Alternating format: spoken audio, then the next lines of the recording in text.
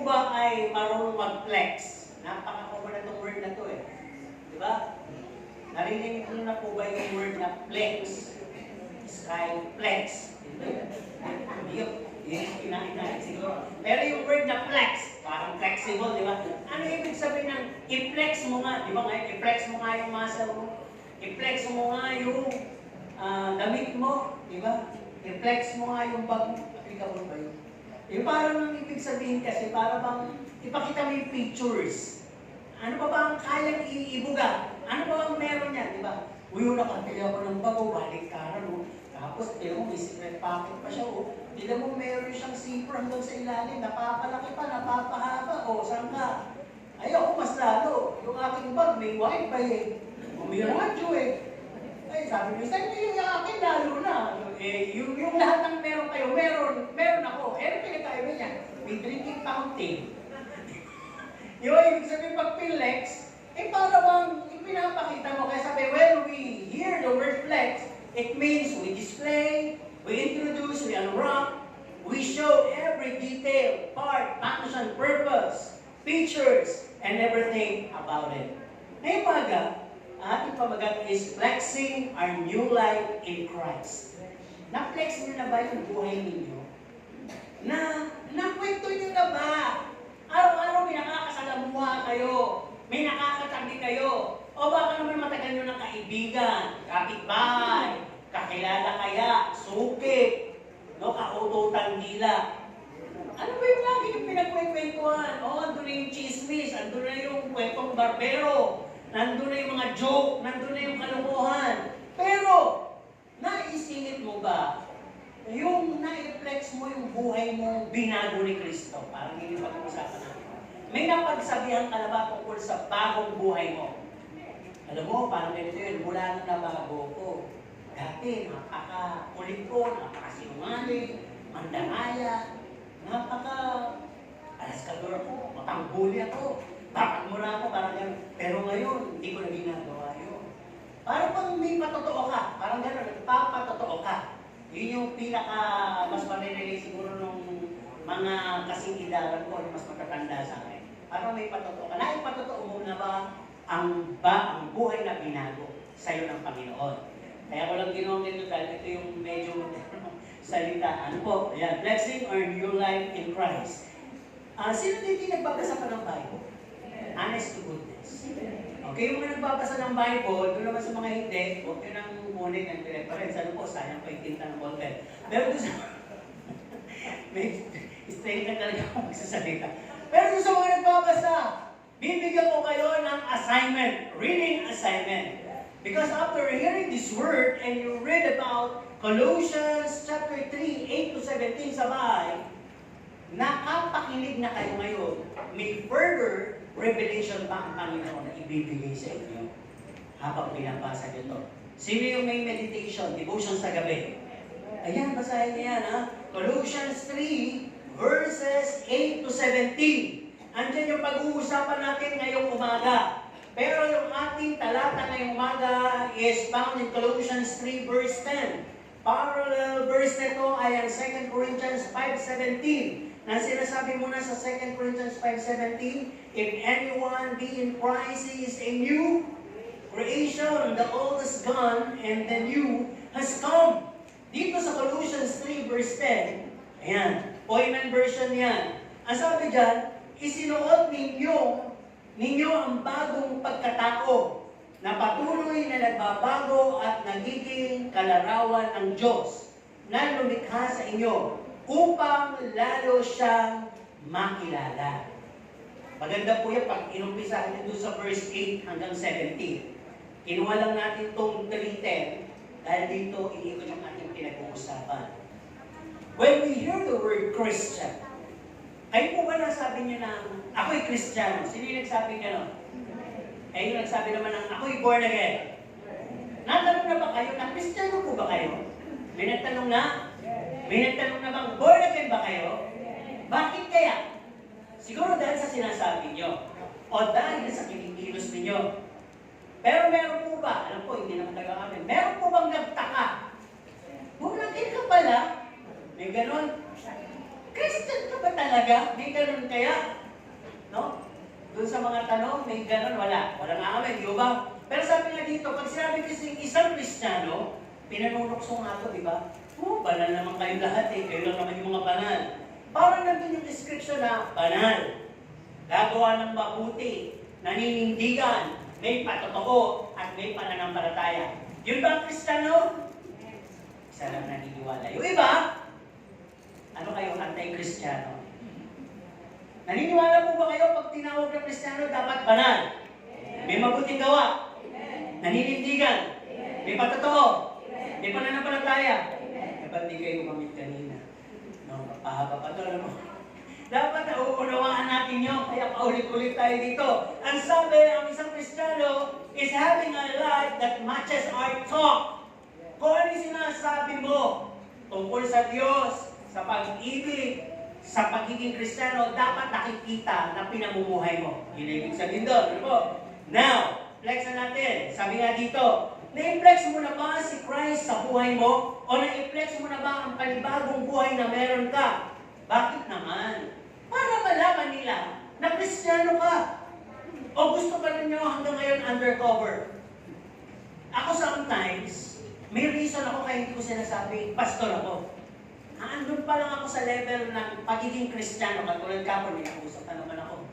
Sabi niya, parang may something about sa pagiging malapit sa Diyos kayo.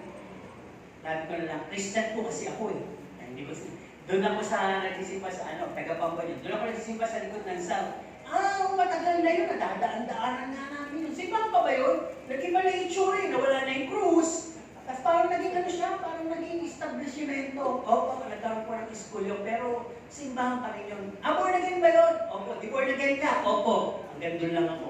Ano ka kung bakit? Pag nalalaman na kasi nilang pastor ako, umiiwas na sila. Hindi na sila masyadong nakikipag-usap. Parang ang tingin nila ang taas-taas. Parang ang tingin nila mahuhusgahan sila. Parang ang tingin nila, parang wala akong mga common word na pag-uusapan namin. Siguro puro salita ng Diyos to.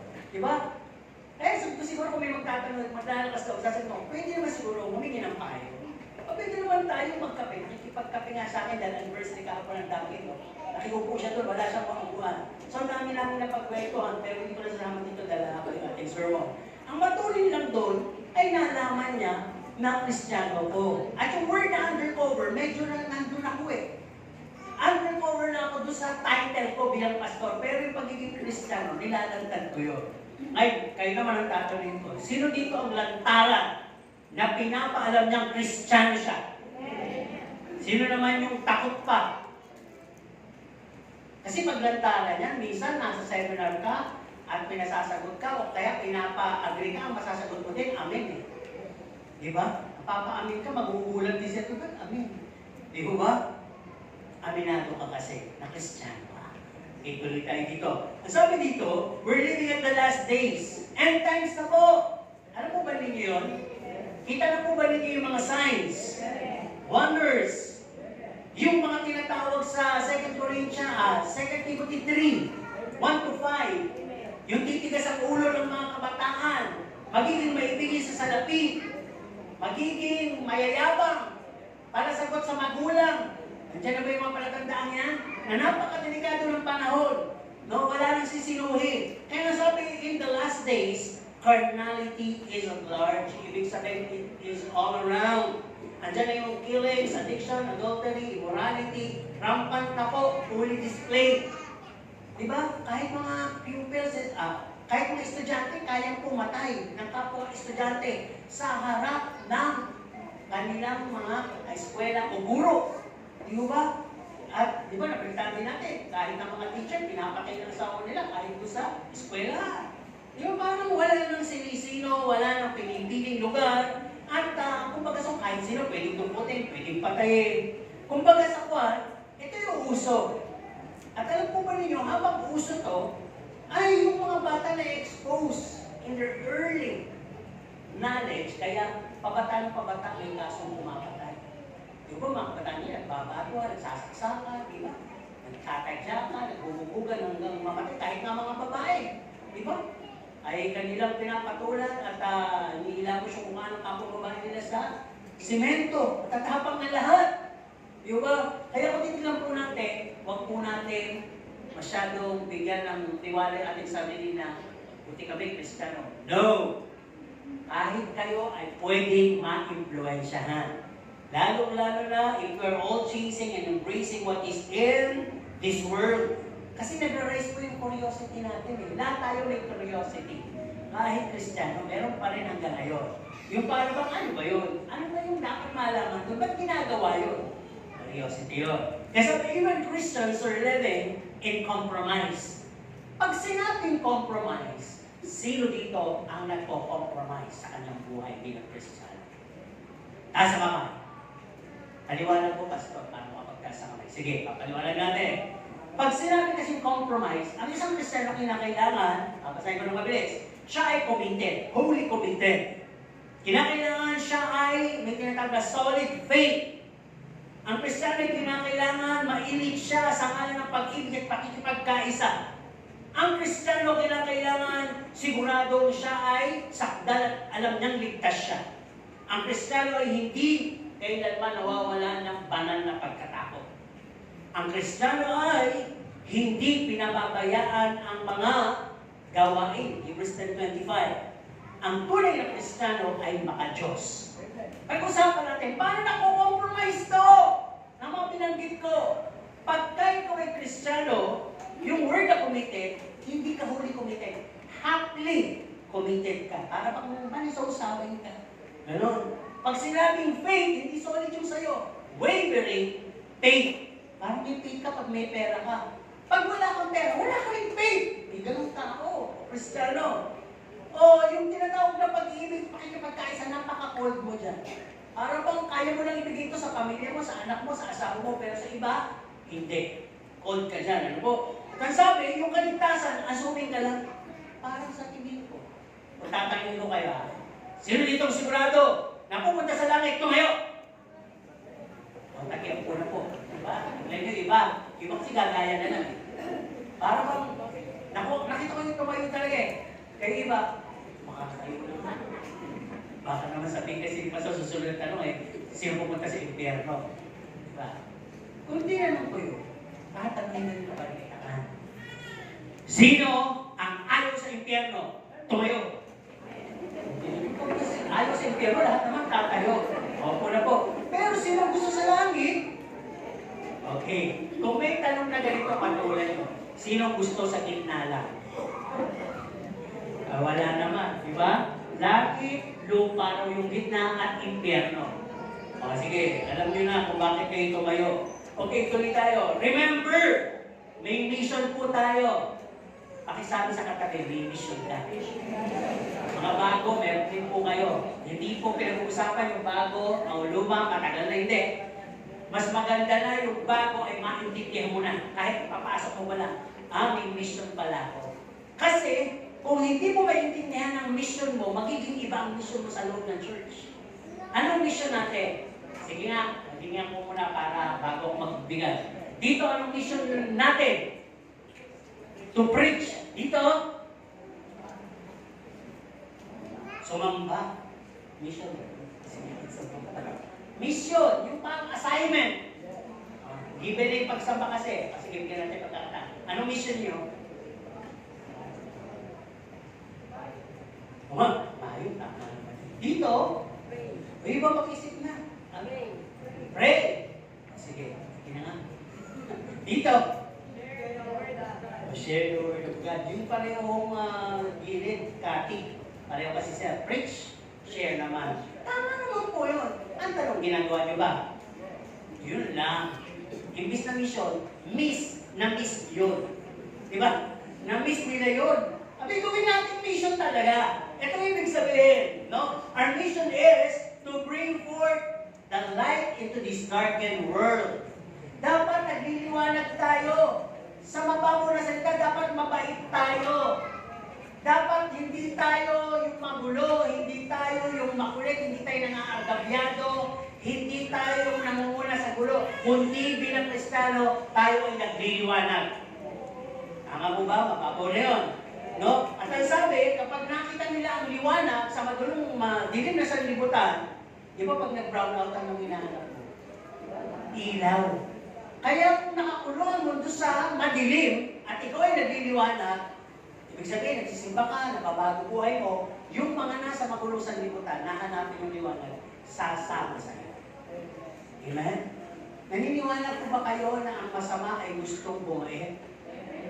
Diba? Sino ba nag-rap nun? Sige, sabihin nyo, ano sabi ng rap? Gusto kong, pero, sino dito yung umaayon sa rap na yun? Gusto kong bumait pero di ko magawa. Gusto kong bumait kahit isang araw lang. Pero hindi mo magawa. Totoo po yun. Kaya ang kaligtasan mo ay miracle. Dahil ang tao sa kanyang sariling pagsisikap, hindi niya kayang mabago. Pero nang nakilala niya ang Diyos, mababago ang buhay niya. Kaya miracle yun. Amen? Pangalawa, ang mission natin. Mission natin is to rescue. Alam niyo naman siguro yung kasalanan na gawa ninyo at yung epekto ng kasalanan kinagustuhan ninyo noon. Halimbawa na, no? May mga nakulong, may mga napahamak, may mga nasira ang buhay. Ngayon, sabi, kung ikaw'y nabago at nailigtas ng Panginoon, ang mission natin ay magligtas din ng iba. Sa pamamagitan ng pag-share. When you share, you are about or doing like rescuing others. Para bang nire-rescue mo ang isang tao na hulog sa tinatawag na quicksand o kumunoy. Di ba, isang pinanonood tayo na hulog sa kumunoy, parang na-o-a-a ako. Talaga bang may gano'n? Nung habang sinasabi ko yun, Lord, kung may talagang gano'n, ayoko naman literally mahulog sa gano'n. Dahil kung susubukan ko pa eh. Di ba? Pero di ba talaga lumulubog sila? Parang gano'n yung illustration ng isang tao nag-i-enjoy sa kasalanan. Gusto nyo umalis, pero hinihigop siya hanggang lamunin siya ng kumunoy. Ngayon kung nakakakita kayo ng gano'ng tao, yun ang mission ninyo. Sharean mo siya unti-unti. Pakitaan mo siya ng kabutihan. Ano po? At matutulungan mo yung tao yun na maiaho sa kumunoy ng kasalanan. Ano pang mission natin? At yung sinabi nila kanina, humayo. No?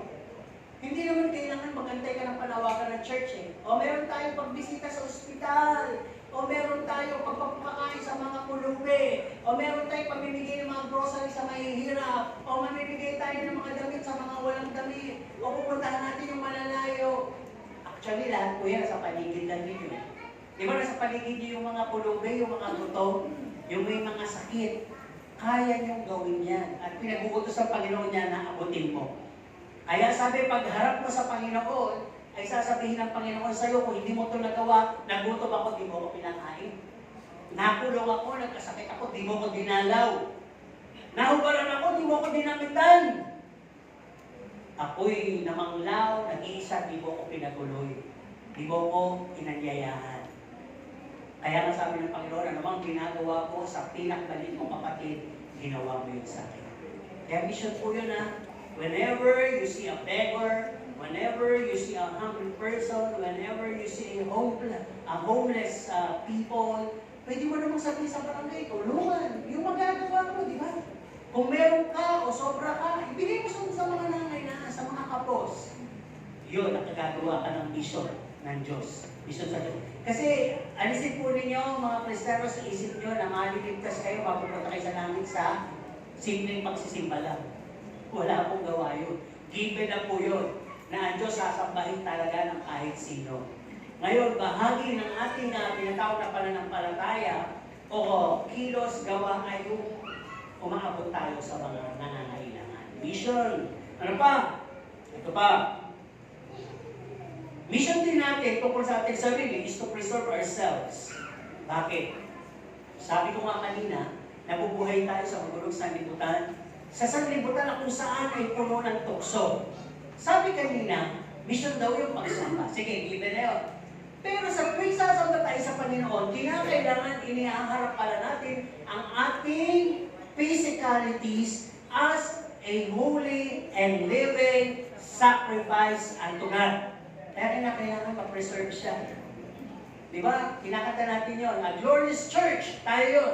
Without spot, without wrinkle.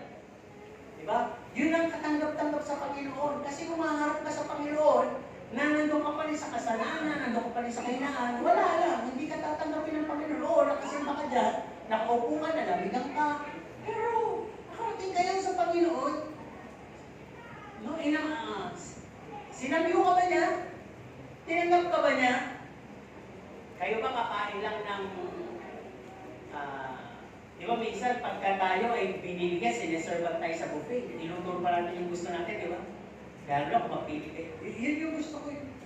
Di ba? Lagyan mo ng sauce. Pero pag wala kang pakialam, wala kang gana, kahit ano lang lagay sa'yo. Gusto mo to? Kahit ano? Eto, huwag na yan. Okay naman, pagtamad ka. 1 kilo galunggong nga. Pili na ho kayo. Ikaw na pumili sa akin. Di ba? Hindi, ang Diyos. Meron siyang word na pinili na tayo. Kaya kung mag-aalay din tayo sa Diyos, piliin nyo yung iaalay nyo. At yung inyong sarili, pinili kayo ng Diyos, naniniwala ang Diyos na kayo ay fresh. Na kayo ay able. Kayo ay katanggap-tanggap. Kaya lahat ng manggagaling sa inyo ay sasamyutin niya. At dito, remember pa rin sa mission natin, itong pinakamatinding weapon. Sino dito ang gusto mabigyan ng weapon? Halimbawa, kung bibigyan ka ng gobyerno ng weapon, anong gusto mong weapon? Sandata, dito. Baril. Lahat kayo baril. Dito, ay hindi kasi ako magtatanong. Parang yung isip ko may ha? Si ba? Ay, espada. Ba, sinamuna. Kaharian. Dito, baril. Opo, hindi o, galing sa gobyerno po. Sa Gideons po yan manggagaling. Ano galing sa sa gobyerno, anong gusto niyong weapon na ibibigay sa inyo? Literal, baril din. Oo, kahit wala yun, babarilin mo. Wala nang hihingi ng baril, ubos na po yung stock. Dami na, puro baril. Kayo, pana. Ipaglaban sa jungle to.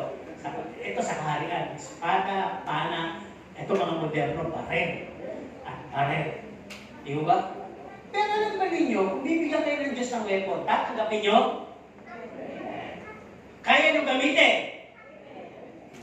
Baka sasagot-sagot kayo, bibigyan ka na yung weapon.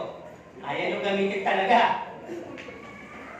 Teka, papasagutin ko kayo. Sige, sumabay kayo sa akin. Lord! Lord! Lord! Gagamitin ko yung weapon na yan. Kaya bigyan mo ako niyan. Ngayon na. Talaga lang ha. Alam niyo kung yung weapon na yun? Pag-ibig. Diba? Diba nalungkot? Tigilan na po yung gulo. Andito po yung mababasa niyo dito yan sa pinababasa ko sa inyo. Pag-ibig! Yan ang dakilang weapon na ibibigay ng Panginoon sa inyo. Pag ginawa niyo yan, sabi, it covers a multitude of sin. Aba, multitude pa lang kayang talunin ng pag-ibig. Di ba? At pag may pag-ibig kayo, ibig sabihin, nakakakilala kayo sa Diyos. Ulit. Kung binigay na ng Panginoon, sabi ng Panginoon, ako'y nagbibigay at ako bumabawi. Sinong gustong pabawi ng weapon? Wala. Tatanggapin nyo na talaga yung weapon. O yan, narinig kayo ng Panginoon, nagsalita kayo kanina. Mamaya susubukin yung mga weapon na yan sa mga kaaway nyo. Kung meron man. Kung kaya ninyo, ibala o itira yung weapon ng pag-ibig. Okay, ito na. Tuloy na tayo. Yun yung mga mission. Marami pero hanggang tuloy pag-uusapan natin. Ano po? Mag-liwanag kayo, mag-rescue kayo, o maging kahit kayo. At sabi, puntahan ninyo yung malalayo, abutin ninyo yung mga nangangailangan, at ang inyong sarili, pagkabutihin ninyo mabuti, at umibig kayo sa lahat. Masama rin ng mga weapon. Ay, mga weapon. Ng mga mission natin. Okay, unang bahagi. Reflex na tayo. Ano po? Be bold and be courageous. No? To flex our Christianity and new life. Matapang po ba kayo? Sino hindi matapang kayang ipakita o paliwanag yung kanyang bagong buhay?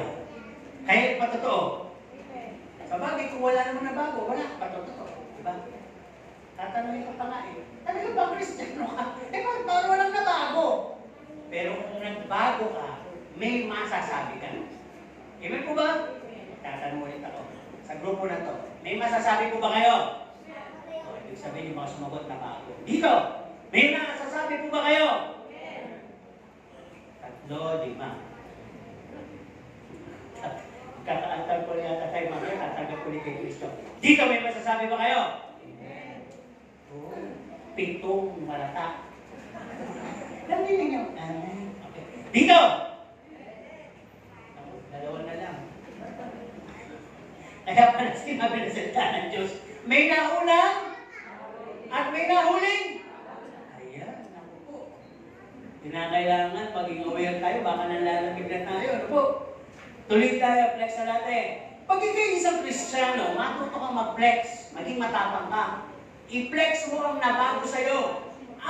Magsisimula to sa sinasabi mo. Tama? Speak about, ano bang mga sinasabi niyo muna sa kapwa niyo? Di ba sinasabi natin, chismis? Sinasabi natin, yung kasiraan ng iba. Sinasabi natin yung pula natin sa church, sa pastor, sa kung kanino. Yun naman sinasabi natin minsan. Ganun ang nangyayari isa pagtapos na yung gawain. Di ba? Ano sinasabi natin? Nanghikayat tayo ng katamaran. Ano may mission ba kayo? Ano sumama? Magbibigyan na lang tayo. Putubong-bong ito. Nagkwentuhan tayo yung habang nagtsatsa. Masarap yung. Di ba? Okay. Ito ibig sabihin. Speak about love. God's love, mercy, forgiveness, and acceptance. Pag-usapan na ba yan? Alam niyo na nag-aaral ako sa Bible School. Ang daming tao doon kasi Cathedral of Praise na minsan lumalakad ako, wala kang marinig doon kundi yung tungkol sa ano? Sa biyaya ng Diyos, sa pag-ibig ng Diyos. Puro pa totoo. Wala akong narinig na nagkwentuhan tungkol sa kung anong bagay. Wala akong narinig na may nagtitinda, may nagbebenta. Wala. Pagka ikaw yung lumalakad along the aisles of the church, at ang narinig mo ay benta, yayaan, excursion, kainan, hindi ko fully growing yun. No? Andun lang tayo sa merely fellowship. Pero, kapag ikaw ay nag-flex na talaga ng tungkol sa buhay na nabago mo, walang lalabas sa bibig mo, kundi patotoo ng pag-ibig ng Diyos, kahabagan ng Diyos, magpapatawad ng Diyos, pagtanggap ng Diyos. Napakadami kasi flex nga. Napakadami pwedeng pag-usapan. Pag-usapan na natin kaya himalaan ng Diyos sa buhay ko. Ako muna. Ang mga himalaan ng Diyos sa buhay ko, ganito, ganyan. Ikaw ang himalaan ng Diyos sa buhay mo. Nababago ka pang tulo yan. Yun yung sinasabi ko kanina. Aba, himala. Dati ikaw yung nangunguha ngayon, hindi na nagsasauli pa. Aba, himala. Kung baga hindi nangyari kay Sakay, Mateo, ng mga tax collector, naibalik nila yung daya dahil nabago ang kanilang buhay. Yun ang pag-usapan natin, i-flex natin. Parang meron tayong mahikaya. Ang sabi na pag-usapan nyo na ba yung mga ginawa ng Diyos sa buhay nyo? Halimbawa, pinagani kayo, pinagpala kayo, ginabayan kayo, pinroteksyonan kayo. Posible mo lang ginawa ang Panginoon sa isang linggo tungkol sa pagpapala, pagpapagaling, pagkagabay at protection. Yun kaya ang sabihin naman ninyo. I-flex nyo kapag nagsasalita kayo. Ano ba? Na-ikwento nyo ba, na-i-flex nyo sa kausap nyo tungkol sa mga salvation benefits? Uy, alam mo ba na pag tumanggap ka na sa Panginoon, binibigyan ka ng karapatan, magiging anak ng Diyos. Kaya kakapala tayo ng Diyos. Pero ang gulo natin, ano? Dapat gano'n. Anak pala tayo ng Diyos. At alam mo ba, may bunga ng banal na Espiritu. Talaga ba? Ay sis, alam ko, meron pang kaloob ng banal na Espiritu. Talaga ba? Ang dami kaya. At lahat yan binigay sa atin pinagkatiwala. Nagamit mo na ba? Meron ka na ba? Nakita na ba? Ba't gano'n? Ay sis, baba na bang ma-i-apply yung bunga ng banal na Espiritu? Ay, alam ko yan. Pagka gano'n yung mga pinag-uusapan, lalo kayong lalalim, lalo kayong nakikita na kayo ay may nabagong buhay. Kaya kasi flex nga natin Ano ba? Kapag usapan nyo na ba yung napakaraming kabutihan ng Diyos sa buhay niyo? Kakanta lang kayo ng kanta. I love you. Diba? I will sing of the goodness of God. Stop singing. Start speaking. about the goodness of God. Ano ba? Ano ba? Napag-usapan niyo na ba yung plano ng Diyos sa buhay niyo? Halimbawa, meron may kapatid dito na magulo ang buhay, magulo ang isip, o ano sinasabi. Bakit hindi mo siya i-divert sa usapan? Iba, may Diyos tayo. Nasabi, nandun pa lang tayo sa napupunan, may plano na. Kaya huwag kang magulo. Mukhang magulo lang ngayon, pero kung kumikilala ka sa Diyos, dadating yung isang panahon, ihahatid ka ng Diyos sa tama o hantungan. Hantungan? O kalalagyan. O destinasyon. Ayun. Destinasyon ng buhay mo.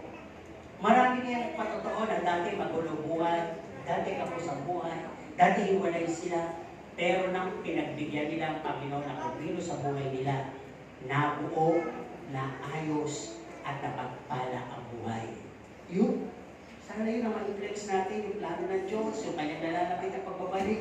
Pag-usapan natin, ano ba yan? Bakit may mga lindol? Bakit ba may mga ganyan? May mga tagtulog, may tagbuto?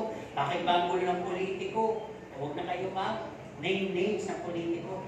Sabihin nyo na lang in general, lahat kasi yan ay bahagi ng mga palatandaan ng nalalapit na pagbabalik ng lagi tayong bumalik sa spiritual talkings. Di ba? Ano ba? Minsan pa nakwento mo kung ano yung langit. Huwag naman magagalit ha. Sa church na to, lagi kong narinig yung kahit sa palalangin yung makarating sa langit na bayan. Bakit? Wala naman ang tanong na bakit gusto mong makarating sa langit na bayan? Ngayon ako magtatanong. Text niyo sa akin. Ano bang gusto niyo sa langit? Sa langit, may kanta diba? Ano raw sa langit? Sa langit, may ano? Ha? May kasiyahan. Pakita mo dito yan. Ano pa sa langit meron? May kapayapaan. Meron din dito nun. Ano ba? Wala nang pagluha. May pagluha din dun. Di ba sinabi? Iiyak kayo, pero iyak na kagalakay. Diba? Ano ba? Ano ba yung nasa langit? Wala nang pagpupuri, pero dito pagod na kayo, di ba? Okay, general yun. Anong nasa langit? Eternal life. Parang napansin ko lahat, yung parang benefits ang hinahanap nila, di ba? Wala man lang ako nakita na kung sino yung asyal sa langit, kung sino yung nasa langit, kung sino ba yung makikita sa langit, di ba? Parang wala lahat sa pangako. Yung parang lahat, kaya sinabi ko, lahat siya nandito naman sa lupa yan eh. Kaya nga lang, temporary.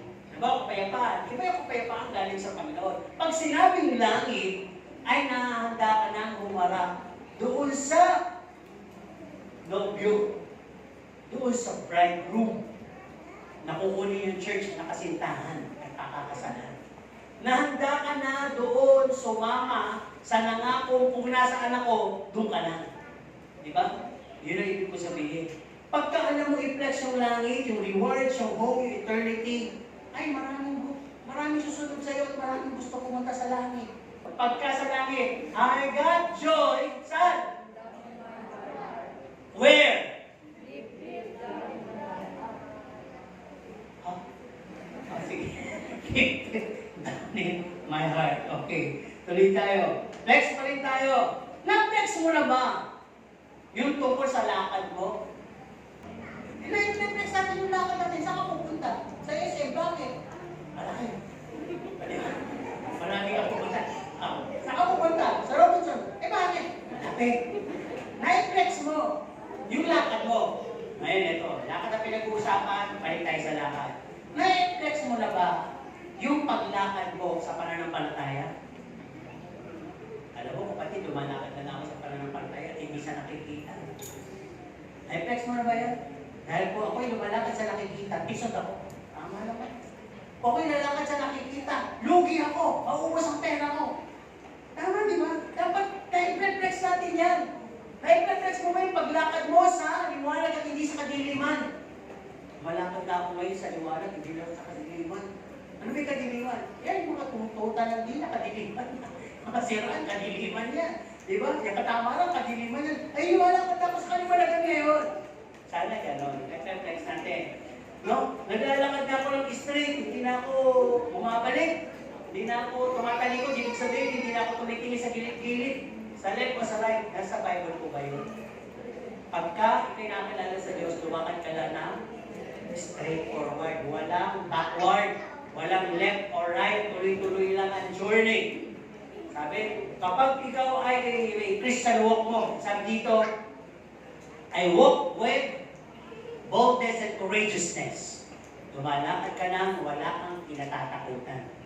Dahil alam mo, nasa panig mo ang katuwiran at ang Diyos. Ano sabi?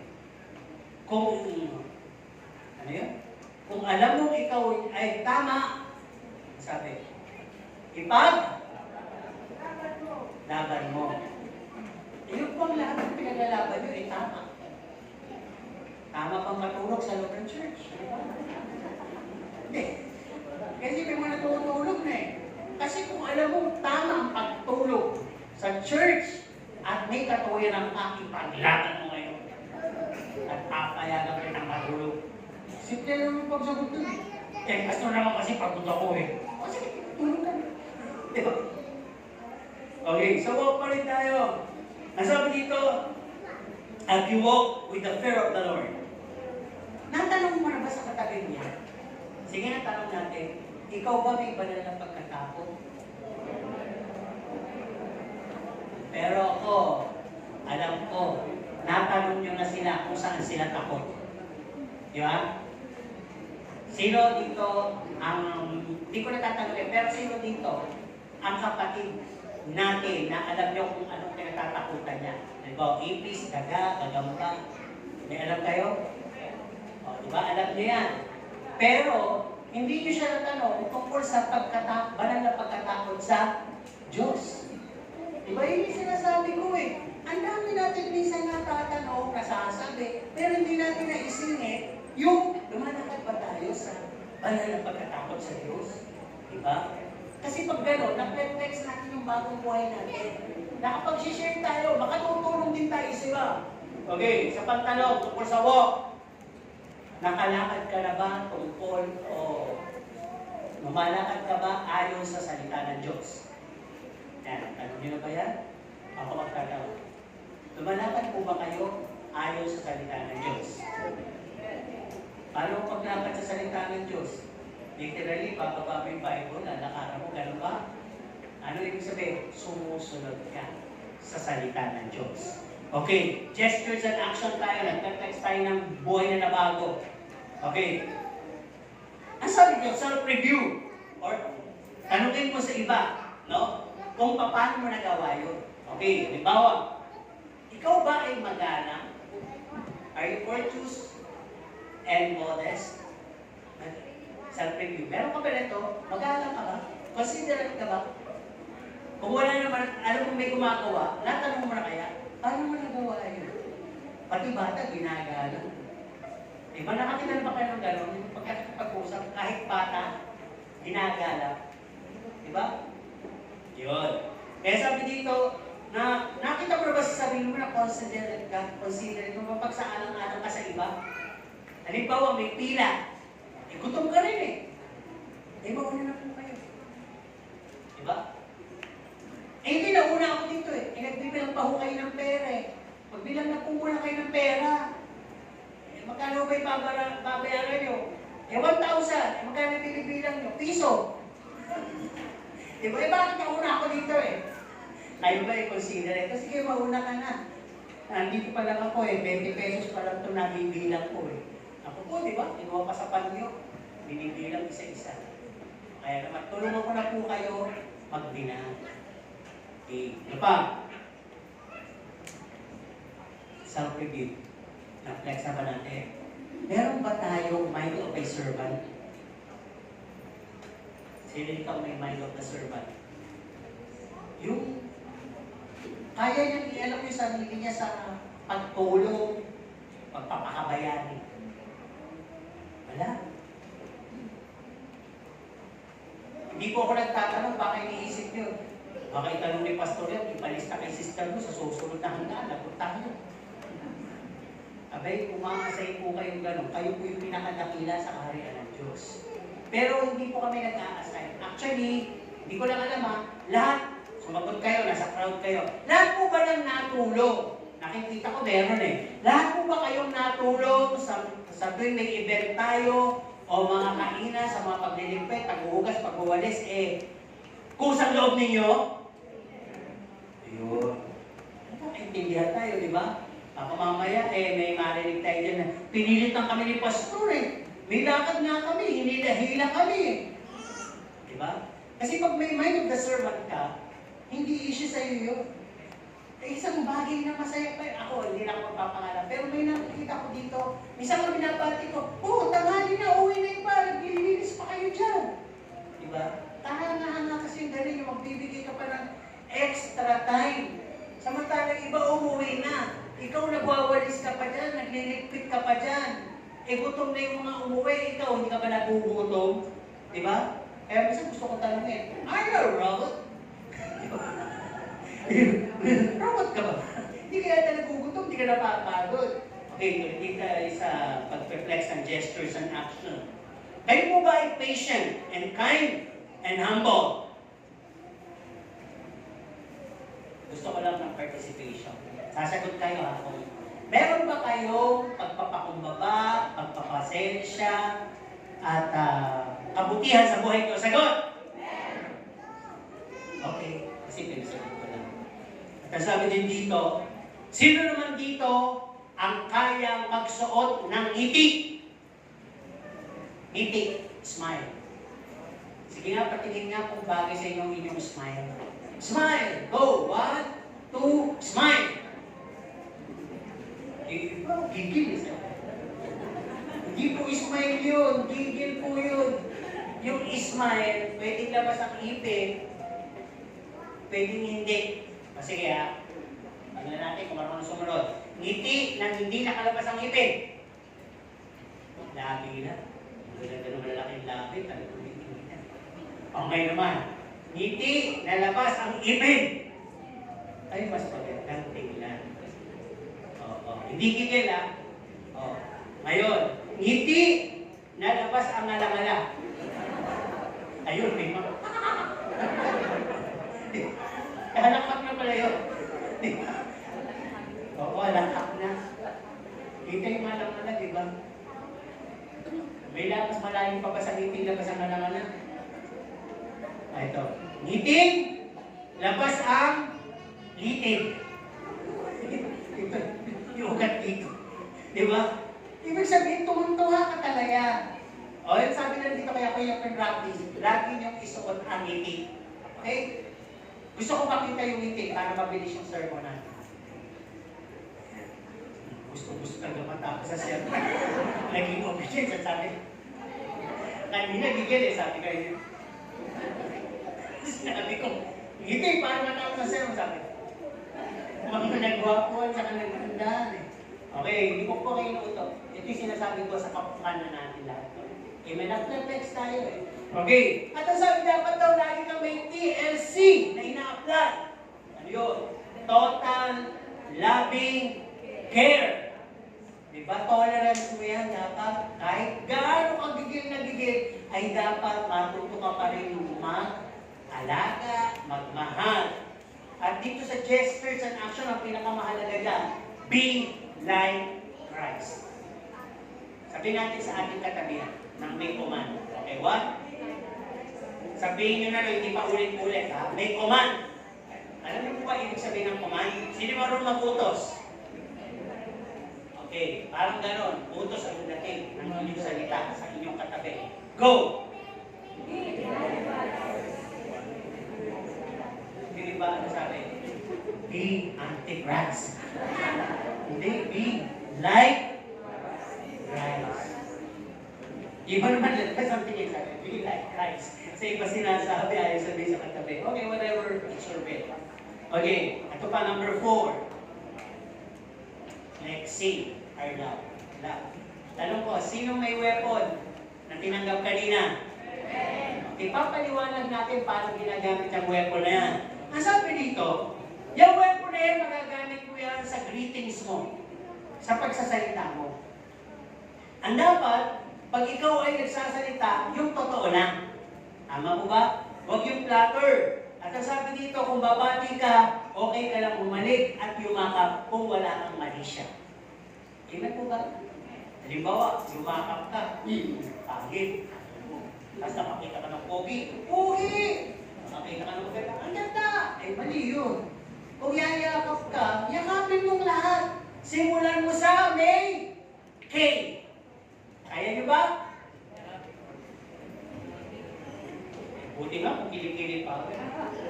May mga Kristiyano na, yung pamilyang like Sampard, no?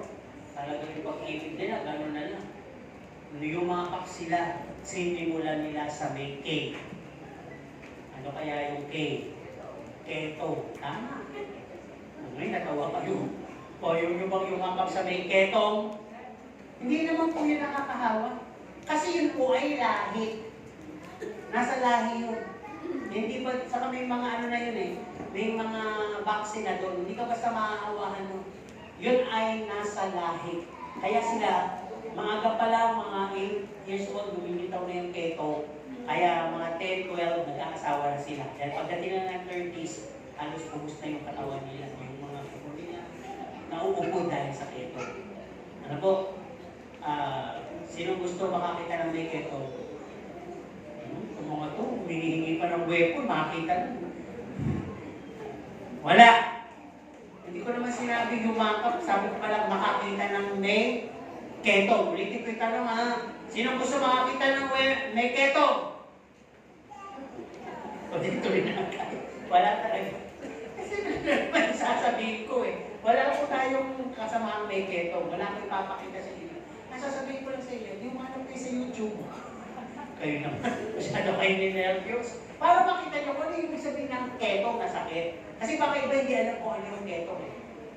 Kaya ito na, kung ang tanong ko na sino gusto makakita ng keto, ang tanong ko, nakakita na ba kayo ng may keto? At bakit kayo papunta takot? Baka natatakot na kayo sa salitang keto. Pero sa inyo, baka kayo naman ay may spiritual keto. Alam niyo yung may spiritual, yung may mga ketong kasi, umiiwas sila. Ayaw nilang pandilihan sila. Ayaw nilang i-discriminate sila. Ngayon, pag sinabing sino dito ang ayaw ng ketong, sa'yo at gusto mag-Kristiyano ka, at wala kang pag-ibig, iwas ka ng iwas, at parang nandidiri kasi ba, ayaw mo mapag-usapan, ayaw mo ma-expose.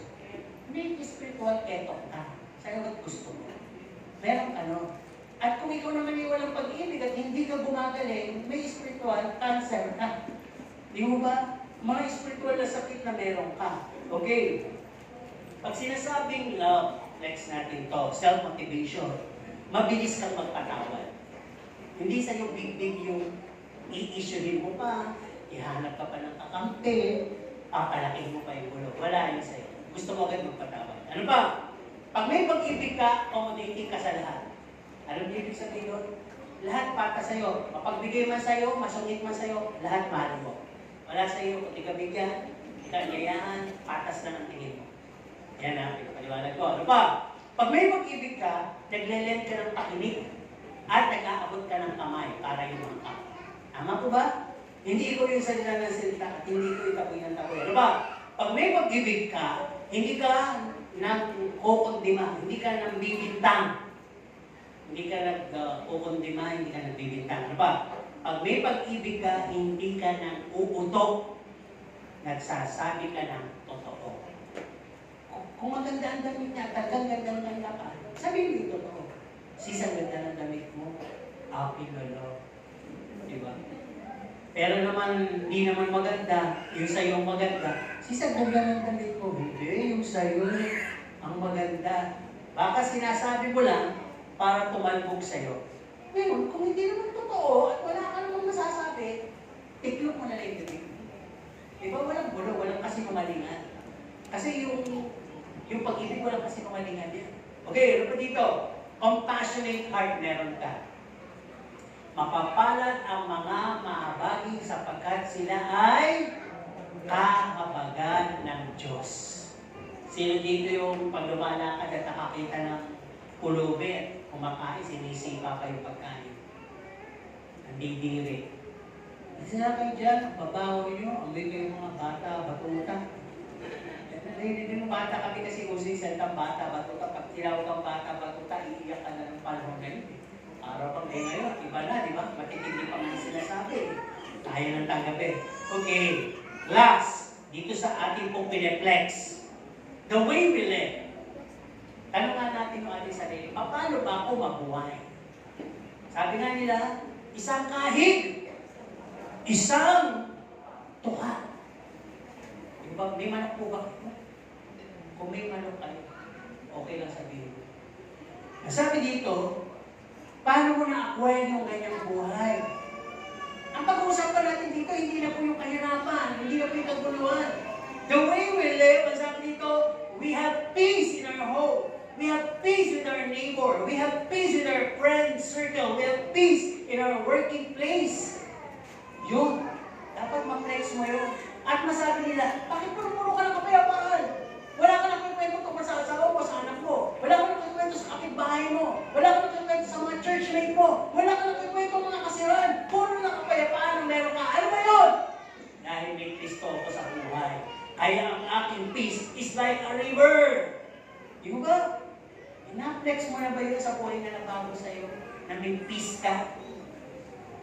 Tandaan niyo po, mga Kristiyano, mamaya masasabi ko ito. Pag Kristiyano tayo, pakaingatan natin kahit pakapamilya natin yan. Yung banggit tayo ng banggit ng mga salitang hindi naman nila ikalalakas o ikabubuti. May mahirapan po tayo dahil sila sa Diyos. Mas hindi na tayo magiging kapanipaniwala. Kaya nga pag nagsasalita ka na ng totoo at may pagsusumika, faith na po yun. Faith. Okay? Ang sabi dito, the way we live, resourceful ka ba sa bahay? May lupa naman, magtanim ka kaya. Hindi yung ganito yung kapitbahay mo sa kakahingi. Born again ka, sa katoliko. Parang siyang pinagpala, ikaw yung usabos. Ito na naman si born again, hihingi na naman ang bunga ng sili. Ito na naman si born again, hihingi na naman ang bunga ng kalamansi. Hihingi na naman ng saluyot. Pati kawayan namin, naubos na. Ginamag labog. Lahat na lang hiningi. Ayan na, matindi na. Hindi lang hinihingi. Humihingi na ng manok, humihingi na ng kape, humihingi na ng pabo. Aba, ano ba kami? Noah's Ark? Masabi ko gano'n, lahat na lang hiningi mo. Huwag po kayo palahi, maging resourceful pa kayo. Kayo pa ang panggalingan ng mga blessing. Alam niyo po yung pagbibigay ng blessing sa kapwa, kapitbahay, isang way yan para magliwanag kayo at sumunod sila sa inyo. Isang way din na masasabi yung pinagpapala kayo ng Diyos.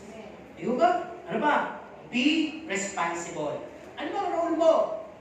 Kung tatay ka, magpakatatay ka. Kung nanay ka, magpakananay ka. Ano ba ginagawa ng tatay? Di ba? Nagkukumpuni. Nagpro-provide. Ano ginagawa ng nanay? Nananahi. Naglilinis ng bahay. Kasi nauna namang pastor yung halimbawa mo. O whatever. Ano ba? Maging accountable ka. Alam mo may accountable? Yung masasandalan ka, maging concerned ka rin. Ano ba? Sa buhay natin, para hindi po tayo hirap at maghanap ng maraming pera, maging simple lang po tayo at contento. Amen? Sino gusto ng gano'n? Ako gusto ko din maging gano'n eh. Diba? Gusto ko din maging gano'n. Pinag-pray ko yun, Lord. Gusto ko din ma-achieve yung simple at contento sa buhay. Aminin natin tayo lahat walang kontentohan. Pag malamig, ba yan ang lamig-lamig? Pag mainit, ba yan ang init-init? Bigyan mo ng kape. Sobrang init naman, ang pait. Binigyan ng gatas, ang tamis naman. Lahat na lang mayroon kang sinasabi. Alam niyo, nakakita din ako ng pipi, mareklamo eh. Pati pipi, naidiligin mo. Walang kakontentohan. Pinipi naman ang makontento, pero wala pa rin kakontentohan. Diba? Tuloy tayo. Ang sabi din dito, sa way we live, you should be prayerful and have this fear of the Lord. Okay? Dalawang bahagi. Sabihin ko ako. Maraming Kristiyano nagne-neglect. Bumabalik sa lumang pagkatao. Hindi na i-reflex ang new life. Dito po sa Colossians 5, sa binasa natin 3 pala, 5 to 23. Ang una-unang salita dyan eh, patayin ninyo. No? At ang sabi dito, ay yung mga nasang makamundo. At sinabi din dyan na itakwil ninyo. No? So kung perplex natin yung sinasabi ng Colossians 3, 5-23, binanggit dyan yung pagiging pagkahumaling sa mundo, yung mga pagnanasa sa mundo, yung mga imoralidad, yung mga puno ng galit, yung mga puot, yung mga mahilig mambuli, minodernize ko na lang po yung mga manalaso ang pag-iisip at salita, yung mga sinungaling. Ang sabi po doon sa lahat ng mga binanggit ko na yun, sa pamagitan ng lahat na yan, ay paparusahan kayo ng Diyos pag hindi kayo nagpasakop. Pag binasa niyo yung Colossians.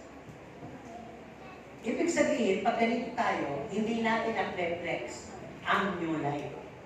Ang na-reflex natin ay yung old nature natin. Kaya pala, ang sabi, ay, kala ko Christian, ang tagal ng dumadalo, walang nababago.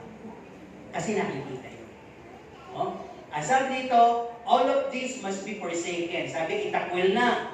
Thrown out of our practice and system. Sa verse 8, sabi, itakwil nyo na yan. Bakit? Mabilis lang tayo. Sabi dito, because we already have the new self. Verse 10. Yung verse natin kanina, isinuot na ninyo yung bagong pagkatao, no? Na that make us be likened to God, na siyang nagpapaging katulad sa inyo sa Diyos. Kung tatanungin naman kayo, sino gusto yung maging kamukha? Nanay nyo, tatay nyo? Sabihin nyo, siyempre, tatay ko kasi Father's Day. Diba? Pero sino bang gusto nyo maging katulad, kahubog, kalarawan? Ang Diyos o ang kaaway? Sabi ko na nga, yun ang sasabihin. Hindi nyo nasa verse natin. Kaya sabi dito, kung ganun pala, ang sabi, wala ng Griego, wala ng Hudyo, wala ng alipin, wala ng Panginoon, wala ng estranghero, wala ng sibilisado, wala ng tuli at di tuli. Kasi yun yung mga pinagsisimulan ng discrimination eh. Wala na, sabi, iisa na lang kayo at ang nilalarawan ninyo ay si Kristo na nakatira sa inyo. Verse 11. Dapat yung pala nakikita. Kaya pag nandito ka sa church o sa community ninyo, huwag mong isipin yung posisyon mo, natapos mo, narating mo, yung yaman mo. Ang isipin mo, anak ka ng Diyos. Diba? Verse 12-13, sabi dito, kayo ay hinirang, pinili, at dapat kinakailangan maging kayo mahabagin, mabuti, mapagpakumbaba, maamo, mapagpasensya, mapagpigil, mapagpatawad. No? Para na lahat ito doon sa buhay ng banal na Espiritu, di ba? At ang sabi, higit sa lahat, ang pag-ibig ay makita sa inyo upang kayo ay magkaroon ng wagas at ganap na pagkakaisa, at ang kapayapaan ng siyang maghari sa inyong kalagitnaan. Verse 15. Ang sabi, maging kayo magpasalamat, manatili kayo sa salita ng Diyos. Verse 16. At magturo kayo sa bawat isa ng may kaalaman, kaunawaan, at kung puso kayo mag-alay sa Diyos ng papuri at pasalamat. Pag nagawa niyo yun, doon pa lang kayo katanggap-tanggap sa mga papuri at pasalamat na sa Diyos. I encourage nyo, basahin niyo itong Colossians, sabi binigay ko sa inyo. Napakaganda rin sinasabi. At ang sabi dito, last, sa verse 17, whatever we do, whatever we say, do it in Christ's name. Ano daw? Kaninang pangalan gagawin? Ginagawa ko lang ito dahil kay Pastor. Kasi Father's Day, kaya ako pa. Nagbibigay lang ako dahil kailangan nila. Hindi. Whatever you do, whatever you say, do it in Jesus' name. May still kagad. Iniibigin mo siya sa pangalan ni Jesus. Tatanggapin mo siya sa pangalan ni Jesus. Magpapakumbaba ka sa pangalan ni Jesus. Makikipagbati ka sa pangalan ni Jesus. Pupunta ka ng may kapayapaan sa pangalan ni Jesus. Ganun lang ang ibig sabihin nun. Di ba? Dahil pag walang pangalan, gagawin mo lang sa sarili mo at ikaw ang matatakas. Okay, last point natin. Sa ikatlong bahagi. Let us stop flexing unworthy and worldly things. This is not what He called us into. Tigilan na natin yung pag-reflex sa mga sarili natin ng walang kabuluhan, na wala namang, hindi naman karapat dapat na hindi sinasabi natin. Halimbawa, yung the big me, the big I, the big me myself. Wala ka nang ginawa kundi ikwento yung achievement mo, yung yaman mo, mga influence mo, connection mo. Wala ka na ma-display kundi yung personality mo, yung damit mo, yung makeup mo, yung nagpa-makeover ka, tumangos ang ilong mo, lahat, nagpatangkad ka, yung mga nagpaputi ka. Wala ka na kinuwento puro ganun. Wala ka na kinuwento kundi yung pride mo, yung ugali mo, yung close mo, yung power mo.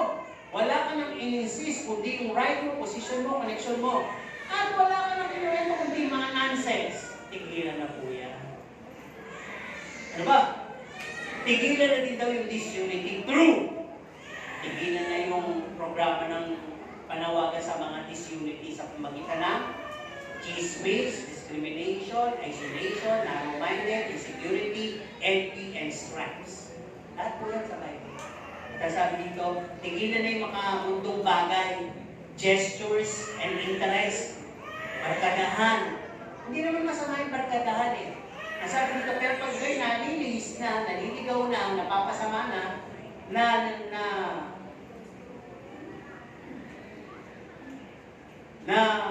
ito-turn yung isip mo dahil nire-focus ka. Ibig sabihin, hindi na ang Diyos ang samahan niyo. Sino po dito ba may kaibigan ka? Pag wala yung kaibigan mo, ano po?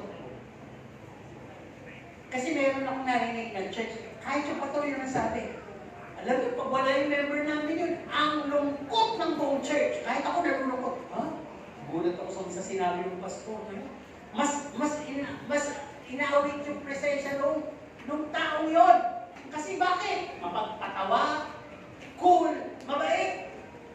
Pero dapat yun, ang Diyos, ang presensya niya, ang hinihintay natin. Diba? Sino dito, hindi masama? Wala pa yung kapatid natin na yun. Diba?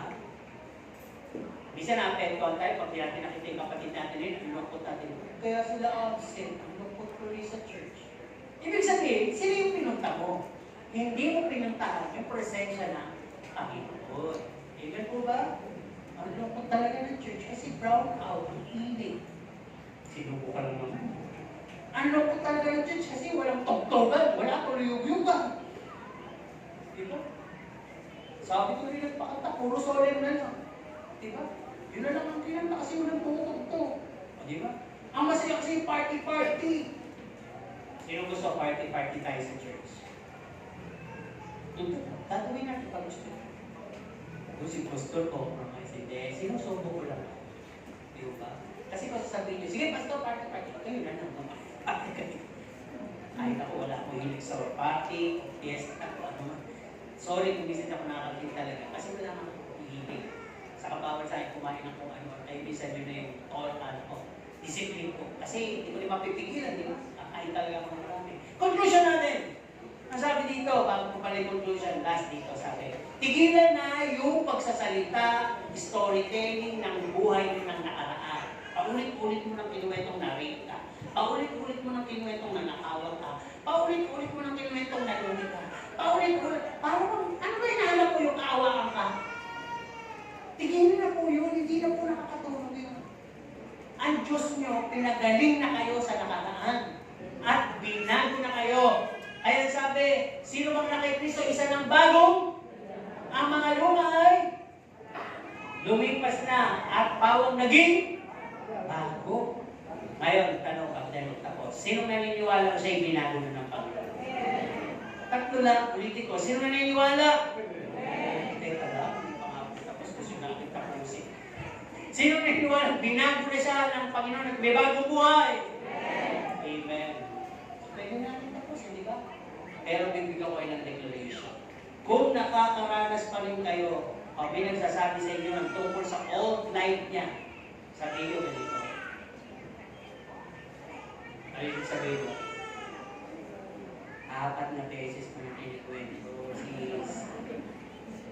Pag-5 beses na.